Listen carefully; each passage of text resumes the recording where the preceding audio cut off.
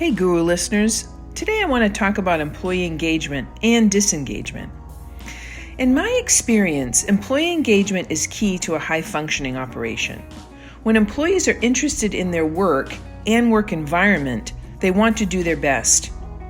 Happy and involved employees will bring solutions to the table, discuss their ideas with management, and treat customers with care and respect. When employees are respected, listened to, and acknowledged in an organization, the brand flourishes along with customer service, reputation, and internal relationships. Let's keep talking about this. Welcome to Podcast 7, Employee Engagement and Disengagement, What to Do.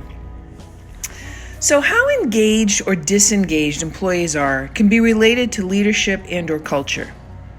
Of course, there are just miserable employees who will never be happy or involved. But in my experience, I have seen leadership and culture make or break engagement.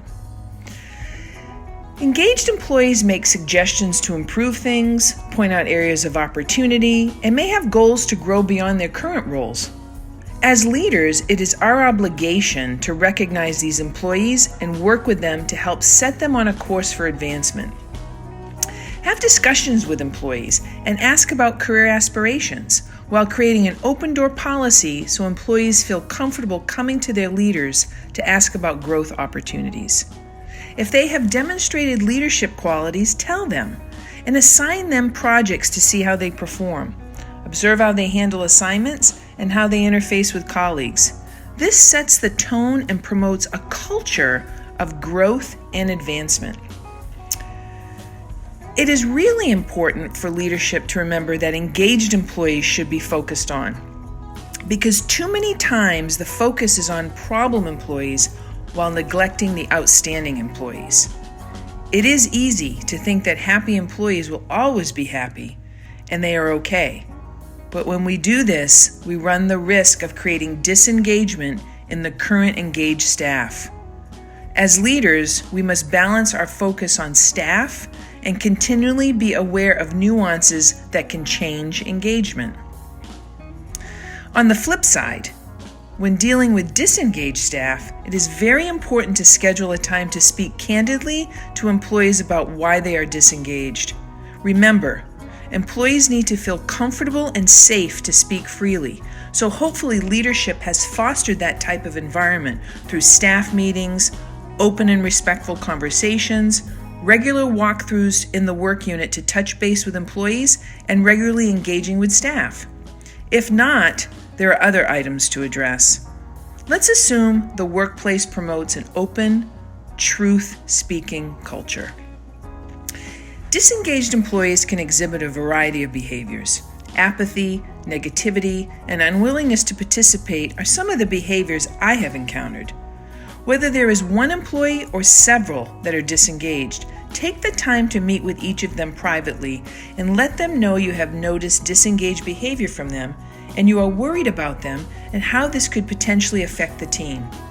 Ask them if they agree or if this comes as a surprise, and hopefully this will help open a dialogue. Taking the time to meet with employees and expressing your concern will hopefully lay the groundwork for more informative, truthful conversations and allow leadership to find a solution to the problem. Once the problem is discovered, carefully understanding it and addressing it is critical. For instance, if the employees are struggling in their roles, the approach is more about giving them support and training and perhaps putting them on a performance improvement plan if warranted.